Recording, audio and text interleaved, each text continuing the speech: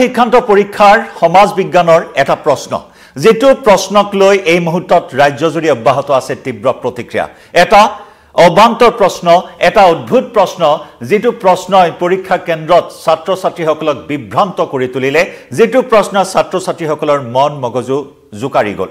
হয় মন মগজু জুকাৰি যোৱা এটা প্ৰশ্ন দশমমান শ্ৰেণীৰ এগৰাকী পৰীক্ষাৰ্থী দশমমান শ্ৰেণীৰ পৰীক্ষাৰ্থীৰ সন্মুখত এনেকুৱা এটা অদ্ভুত প্ৰশ্ন দিয়া হল যাক লৈ বিভ্ৰান্ত হৈ পৰিল ছাত্ৰ ছাত্ৰীসকল আৰু তাকো ধৰ্মক লৈ এটা অবান্তৰ প্ৰশ্ন ধৰ্মক লৈ এটা অদ্ভুত প্ৰশ্ন নমস্কাৰ প্ৰিয় দৰ্শক মই জয়ন্ত মাধৱ গোস্বামী আপোনাক স্বাগতম জনাইছো নিউজ 18 অসম নৰ্থ ইষ্টৰ ডিজিটেল লাইভলৈ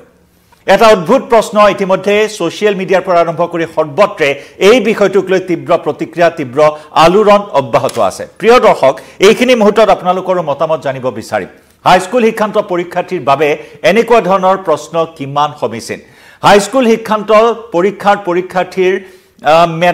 বুদ্ধিমত্তা জুখিবৰ বাবে এনেকুৱা ধৰণৰ প্ৰশ্নৰ প্ৰয়োজন আছে জানো আপোনালোকৰ মতামত বিচাৰিম এই মুহূৰ্তত লাইভত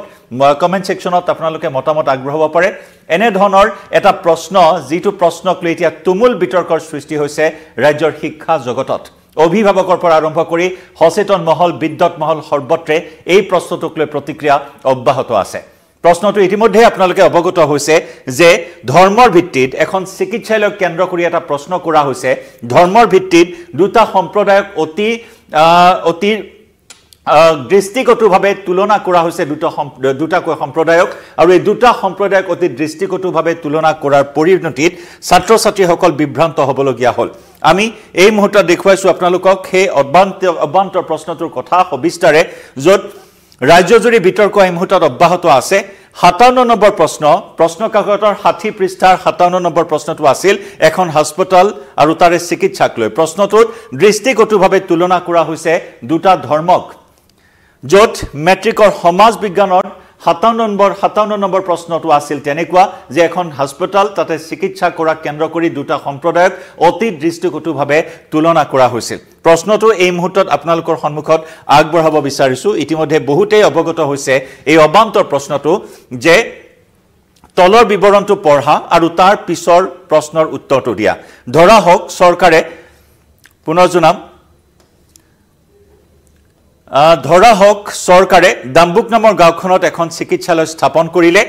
চিকিৎসালয়খনত হিন্দুসকলক বিনামূলীয়া চিকিৎসা প্ৰদান কৰা হয় আৰু অন্য ধৰ্মৰ লোকে চিকিৎসাৰ খৰচ পাতি নিজেই বহন কৰিব লাগে ভাৰতৰ দৰে এখন দেশত চৰকাৰে তেনে ধৰণৰ ব্যৱস্থা ল'ব পাৰেনে তোমাৰ মতামত দাঙি ধৰা ভাৰতৰ দৰে এখন দেশত চৰকাৰে তেনে ধৰণৰ ব্যৱস্থা ল'ব পাৰেনে তোমাৰ মতামত দাঙি ধৰা এয়াই হৈছে প্ৰশ্ন এয়াই হৈছে এটা অদ্ভুত প্ৰশ্ন স্বাভাৱিকতে এই প্ৰশ্নটোক লৈ বিতৰ্কৰ সৃষ্টি হৈছে কাৰণ ভাৰত হৈছে এখন ধৰ্মনিৰপেক্ষ দেশ ভাৰতৰ দৰে এখন গণতান্ত্ৰিক দেশত এনেকুৱা প্ৰশ্নৰ কোনো আচলতে গ্ৰহণ কৰিব পৰা বিষয় নহয় তাকে লৈ মুহূৰ্তত সৰ্বত্ৰে প্ৰতিক্ৰিয়া সৃষ্টি হৈছে কাৰণ ভাৰতৰ দৰে এখন গণতান্ত্ৰিক দেশ আৰু এই গণতান্ত্ৰিক দেশত সাম্প্ৰদায়িক তথা নিকৃষ্ট প্ৰশ্ন বুলি বিভিন্নজনে এই মুহূৰ্তত অভিহিত কৰা পৰিলক্ষিত হৈছে বহুতেই এয়া এক নিকৃষ্ট প্ৰশ্ন এক সাম্প্ৰদায়িক প্ৰশ্ন বুলি ছাত্ৰ ছাত্ৰীসকলৰ মনত ধৰ্মক লৈ এটা বিভেদ সৃষ্টি কৰাৰ এক যেন চেষ্টা এনেকুৱা ধৰণৰ মন্তব্য বিভিন্নজনে কৰা পৰিলক্ষিত হৈছে কিয়নো ধৰ্মীয় অনুভূতিক আঘাত কৰি এনে ধৰণৰ প্ৰশ্ন মেট্ৰিকৰ পৰীক্ষাৰ্থী কিয় কৰা হ'ল তাকে লৈ শিক্ষা বিভাগকো প্ৰশ্ন উত্থাপন কৰিছে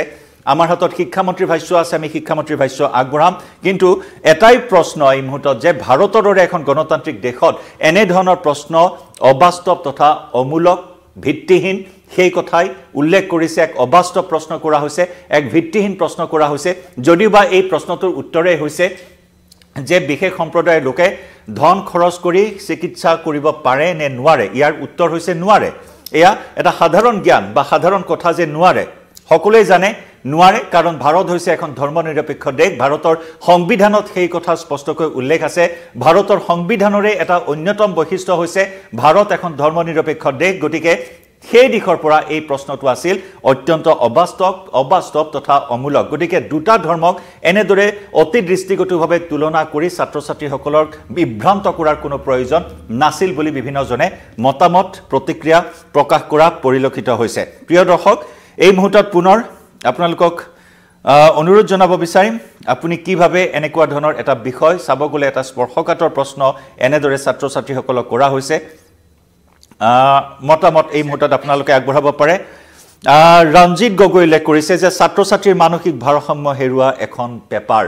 সকলোৱে কৈছে যে ছাত্ৰ ছাত্ৰীৰ মানসিক ভাৰসাম্য হেৰুৱা এখন পেপাৰ এক কথাত ক'বলৈ গ'লে পৰীক্ষা হলত ছাত্ৰ ছাত্ৰীসকলৰ মাজত যেনে হাহাকাৰ অৱস্থাৰ সৃষ্টি হ'ল প্ৰশ্ন কাকত দেখি কেৱল এইটো প্ৰশ্ন বুলিয়ে নহয় এক যেন পূৰ্বতকৈ কিছু ব্যতিক্ৰমী প্ৰশ্ন কাকতখন বিভিন্নজনে কৈছে বিভিন্নজনে এই প্ৰশ্ন কাকতখনক লৈ বিভিন্ন প্ৰতিক্ৰিয়া প্ৰকাশ কৰিছে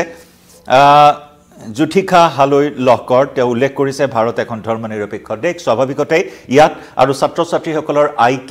আইকিউৰ পৰীক্ষা কৰিবলৈ গৈ এনেকুৱা ধৰণৰ অবান্তৰ বা অবাস্তৱ বা এটা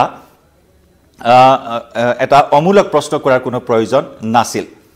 এনে ধৰণৰ এতিয়া বিভিন্নজনে প্ৰতিক্ৰিয়া প্ৰকাশ কৰা পৰিলক্ষিত হৈছে শিক্ষামন্ত্ৰীৰ ভাষ্য আছে আমি শিক্ষামন্ত্ৰীৰ ভাষ্য আগবঢ়াম কিন্তু ভাৰত যি ধৰ্মনিৰপেক্ষ দেশ য'ত সংবিধানত সেই কথা উল্লেখ কৰা হৈছে তাতে ছাত্ৰ ছাত্ৰীসকলক দুটা ধৰ্মৰ মাজত তুলনা কৰাৰ কোনো প্ৰয়োজন নাছিল ছাত্ৰ ছাত্ৰীসকলক বিভ্ৰান্ত কৰাৰ কোনো প্ৰয়োজন নাছিল প্ৰশ্ন কাকতখনৰ আমি পুনৰ জনাইছো প্ৰশ্ন কাকতখনৰ 60 নম্বৰ পৃষ্ঠাৰ 57 নম্বৰ প্ৰশ্নটোত এনেকুৱা ধৰণৰ এটা প্ৰশ্ন কৰা হৈছিল যে তলৰ বিষয়টো পঢ়া আৰু প্ৰশ্নটোৰ উত্তৰ দিয়া দাম্বুক নামৰ এখন গাঁও পুনৰ দেখুৱাইছো দাম্বুক নামৰ এখন গাঁও তাতে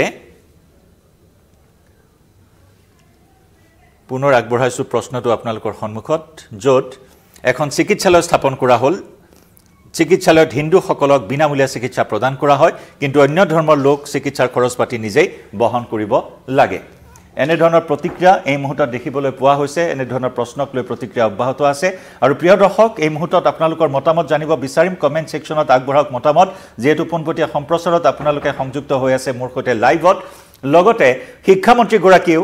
কৈছে যে ইয়াত বিতৰ্ক হ'বলগীয়া কোনো কথা নাই আসলতে শিক্ষামন্ত্ৰী গৰাকীয়ে কি যুক্তি আগবঢ়ালে এই বিতৰ্ক সন্দৰ্ভত শিক্ষামন্ত্ৰী গৰাকীৰ ভাষ্য আগবঢ়াম আৰু লগতে লাইভৰ পৰা মই জয়ন্ত মাধৱ গোস্বামীয়ে বিদায় লম জনাই থাকিব আপোনালোকৰ মতামত এই মুহূৰ্তত লাইভৰ পৰা বিদায় লৈছো ধন্যবাদ কালি মেট্ৰিক পৰীক্ষাৰ এটা প্ৰশ্ন আছে সমাজ বিজ্ঞানৰ সেই প্ৰশ্নটোক লৈ যথেষ্ট এটা ছ'চিয়েল মিডিয়াত আমি বিতৰ্ক এটা হোৱা দেখিছোঁ মই ভাবোঁ যে বিতৰ্কটো অনাৱশ্যক কাৰণ ভাৰতবৰ্ষৰ যি সংবিধানৰ প্ৰিএম্বুল সেই সংবিধানৰ প্ৰিএম্বুলে কোনো ডিছক্ৰিমিনেশ্যন এলাউ নকৰে গতিকে আমি কাকো ডিছক্ৰিমিনেশ্যন নকৰি পেলাই আমি সবকা সাথ সবকা বিকাশ নীতি পালন কৰি আছোঁ এতিয়া ছাত্ৰ বা ছাত্ৰীগৰাকীৰ সেই ইনফৰমেশ্যনটো আছে নে নাই যে ভাৰতবৰ্ষত ধৰ্মৰ ভিত্তিত জাতিৰ ভিত্তিত ভাষাৰ ভিত্তিত কোনো ডিছক্ৰিমিনেশ্যন বা বৈষম্য নহয় এই জ্ঞানটো ছাত্ৰ ছাত্ৰীজনৰ ছাত্ৰ বা ছাত্ৰীগৰাকীৰ আছে নে নাই সেইটোকে টেষ্ট কৰিছে ইয়াত বেয়া পাব লগা ইয়াত বিতৰ্ক কৰিবলগীয়া কিটো আছে প্ৰশ্নপত্ৰখনো যথেষ্ট 63 পৃষ্ঠাৰ প্ৰায় 63 পৃষ্ঠাৰ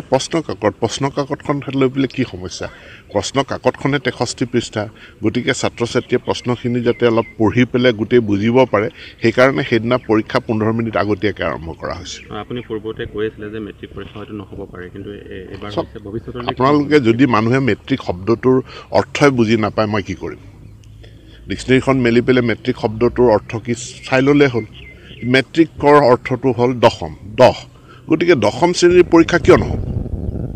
প্ৰত্যেকটো শ্ৰেণীতেই পৰীক্ষা অনুষ্ঠিত হয় গতিকে দশম শ্ৰেণীৰ পৰীক্ষা অনুষ্ঠিত হ'বই হৈ আছে আৰু মই কেতিয়াও কোৱা নাই মেট্ৰিক পৰীক্ষা নহয় বুলি পেলাই মই কৈছোঁ বিদ্যালয় শিক্ষা দশম শ্ৰেণীত সমাপ্ত নহয় পূৰ্বে হাইস্কুল লিভিং বিদ্যালয় শিক্ষাৰ সমাপ্তি হৈছিল দশম শ্ৰেণীত এতিয়া বিদ্যালয় শিক্ষাৰ সমাপ্তি হ'ব দ্বাদশ শ্ৰেণীত আৰু উচ্চ শিক্ষা তাৰ পাছত আৰম্ভ হ'ব চাওক এতিয়া মাননীয় মুখ্যমন্ত্ৰীয়ে ইতিমধ্যে আহ্বান জনাইছে যে আমি পৰম্পৰাগত যিটো পূৰ্বৰ শিক্ষা ব্যৱস্থা সেইটোৰ ধাৰাবাহিকতা ৰক্ষা কৰি এতিয়াৰ এই নতুন যুগত আমি খুব ভাল ফলাফল নাপাম গতিকে কাৰিকৰী শিক্ষা বিজ্ঞান প্ৰযুক্তিৰ শিক্ষা ছাত্ৰ ছাত্ৰীক সৰুৰে পৰা প্ৰয়োজন হ'ব গতিকে এতিয়া যিবিলাক নতুন ছাবজেক্ট আহিছে যিবিলাকৰ দ্বাৰা সমাজ ইণ্ডাষ্ট্ৰি পৰিচালিত হৈছে যে artificial intelligence robotics machine learning ইত্যাদি এইবিলাক আমি ইতিমধ্যে আমাৰ বিদ্যালয়সমূহত আৰম্ভ কৰিছোঁ টিংকাৰিং লেব প্ৰতিষ্ঠা কৰাৰ যোগেদি গতিকে এতিয়া আমি টিংকাৰিং লেবসমূহ আমি IIT গুৱাহাটীৰ লগত কোলাবৰেট কৰি আমাৰ বিভিন্ন বিদ্যালয়ত আমি প্ৰতিষ্ঠা কৰিছোঁ এইবাৰ বাজেটত বিত্তমন্ত্ৰী নিৰ্মলা সীতাৰমণে আৰু 50,000 গোটেই ভাৰতবৰ্ষত চৰকাৰী বিদ্যালয়ত 50,000 টিংকাৰিং লেব তেওঁ প্ৰস্তাৱ কৰিছে গতিকে এই 50,000 টিংকাৰিং লেবে ভাৰতবৰ্ষৰ বিদ্যালয় শিক্ষাৰ গোটেই ছবিখনে একেবাৰে সলনি কৰি পেলাব শিক্ষামন্ত্ৰী হওঁতেই তেওঁ অসমত এটা নতুন পৰম্পৰা আৰম্ভ কৰিলে যে আমি চৰকাৰী মহাবিদ্যালয় যাক আমি আদৰ্শ মহাবিদ্যালয় হিচাপে স্থাপন কৰাৰ এটা প্ৰক্ৰিয়া আৰম্ভ হ'ল আৰু তাৰে অংশ হিচাপে কাজিৰঙা এখন মডেল ডিগ্ৰী কলেজ আমি ইয়াত প্ৰতিষ্ঠা কৰিছোঁ মহাবিদ্যালয়খনত ইতিমধ্যে পাঠদান চলি আছে তাৰ নতুন বিল্ডিঙৰ আমি আধাৰশিলা স্থাপন কৰিলোঁ আৰু এই মহাবিদ্যালয়খনে আমাৰ গোলাঘাট জিলাৰ কাজিৰঙাত এটা বৃহৎ অংশক খুব উৎকৃষ্ট সেৱা আগবঢ়াবলৈ সক্ষম হ'ব বুলি মোৰ দৃঢ় বিশ্বাস এটা কথা দেখা পাইছোঁ যে কাজিৰঙা বিশেষকৈ প্ৰাথমিক পৰ্যায়ত বহুত শিক্ষকৰ ছাত্ৰ ছাত্ৰীৰ অনুপাতে শিক্ষকৰ অভাৱ সেইকাৰণে ব্যৱস্থা গ্ৰহণ কৰা হ'ব নেকি চাওক অসমত শিক্ষক আমাৰ যথেষ্ট আছে কিন্তু যেহেতু শিক্ষানুষ্ঠানবিলাক ৰাইজৰ প্ৰচেষ্টাত গঢ় লৈ উঠিছিল গতিকে শিক্ষক ৰেচনেলাইজেশ্যনটো কৰাত আমি বহুতখিনি অসুবিধাৰ সন্মুখীন হৈছোঁ তথাপিও এতিয়া নতুনকৈ আৰু আমাৰ প্ৰায় 9,000 শিক্ষক নিযুক্তিৰ এটা প্ৰক্ৰিয়া আৰম্ভ হৈ আছে চলি আছে সেইসকল শিক্ষক নিযুক্তি হোৱাৰ পাছত আমি এই প্ৰাথমিক বিদ্যালয়ত শিক্ষকৰ নাটনি দূৰ হ'ব লগতে ৰাইজেও এটা কথা বুজিব লাগে যে আমি খুব কম সংখ্যক ছাত্ৰ ছাত্ৰী দি বিদ্যালয় একোখন পৰিচালনা কৰা এইটো সম্ভৱপৰ কথা নহয় আৰু আইডিয়েলি এখন প্ৰাথমিক বিদ্যালয়ত 150গৰাকী যদি ছাত্ৰ ছাত্ৰী হয় পৰ্যাপ্ত শিক্ষক দিব পৰা যায় কিন্তু আমাৰ যিবিলাক প্ৰাথমিক বিদ্যালয় 10 জন 12 জন 15 জন 20 জন ছাত্ৰ ছাত্ৰীক লৈ আমি বিদ্যালয় চলাওঁ গতিকে শিক্ষকৰ নাটনি এটা আছে আৰু পৰ্যায়ক্ৰমে আমাৰ বিদ্যালয় একত্ৰীকৰণটো চলি আছে গতিকে আমি যেতিয়া ক্লাষ্টাৰিং কৰিব পাৰিম একেখন গাঁৱতে থকা দুখন বিদ্যালয় আমি একেলগ কৰিব পাৰিম আমি শিক্ষক বেছিকৈ আমি পোৱাত আমাৰ সুবিধা হ'ব গতিকে মই সেই ক্ষেত্ৰত বিদ্যালয় একত্ৰীকৰণৰ ক্ষেত্ৰত মই ৰাইজৰ সহযোগিতাটো বিচাৰিছোঁ